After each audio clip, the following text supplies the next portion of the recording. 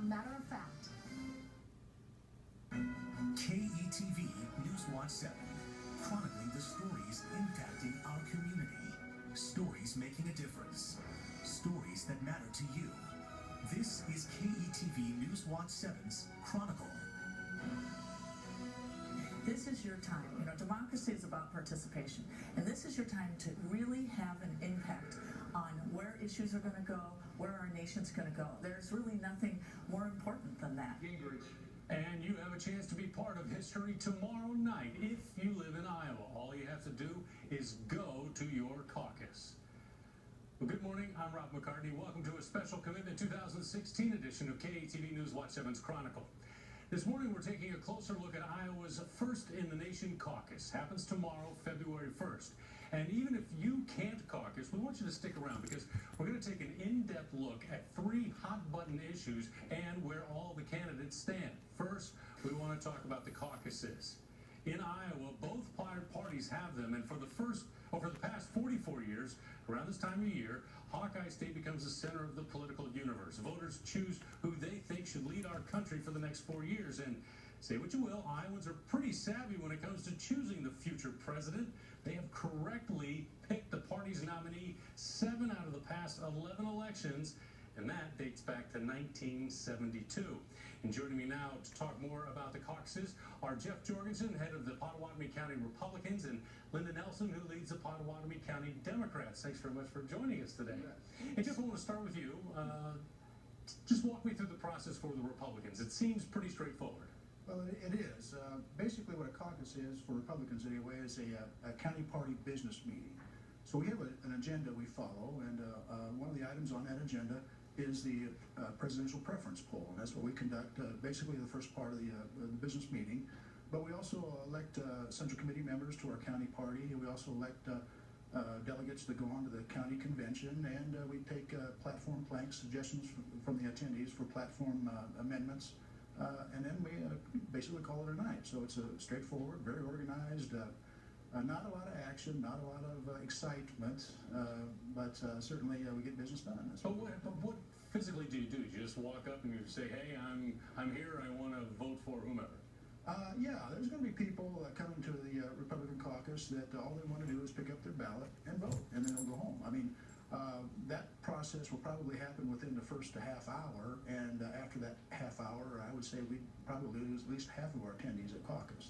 But I would certainly would encourage caucus attendees to stick around, you know, experience the fullness of what a caucus really is, and so go through the agenda and get involved. And you say it's pretty straightforward. I mean, it's pretty. Linda, it's a little bit different for the Democrats. I mean, Iowa's Democratic caucuses, I've heard this said, it's one of the most complex pieces of the entire presidential election. Walk me through what the Democrats do. Well, listening to Jeff explain what happens in the Republican caucus, it doesn't seem like our caucus is much different, except we have a time for recess.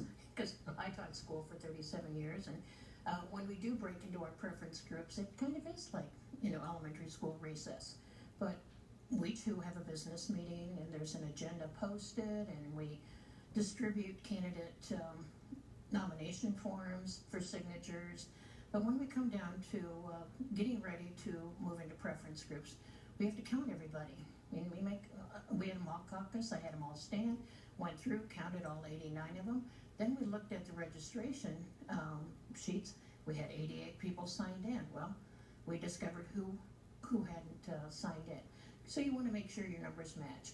Then you tell them that we're going to give you 30 minutes to move to your preference groups, and you say candidate A, B, C, you know, these are the areas to move to. And, you know, if there's seeming like no other movement, just say if there's no objection, we'll come back in order. And then we count those groups, and then we do our caucus math. And there's 2 different times we do this math. And the first time you, I don't even have it on top of my head, but it's, you take the total number, 89 times 0.15, and then to see if you're viable. And you need, for viability, you need to have X number of people in order to be viable. If the candidate's viable. Right. And so then we have a second realignment, because you may have a candidate that doesn't make viability, or there's, folks that are out in a fourth group that are undecided. And so you may have several realignments. And in the end, when there's no more movement, and then you go back and do your second math and say, okay, now you have so many over here in candidate A, you get to have, out of 10 delegates, you get to have 6, you get to have 3, and you get to have 1. So there's several, the 2 different math times. That doesn't seem confusing to you? Well, I'm used to it. I've caucused since 1984. Gotcha. But and we do have other business that takes place.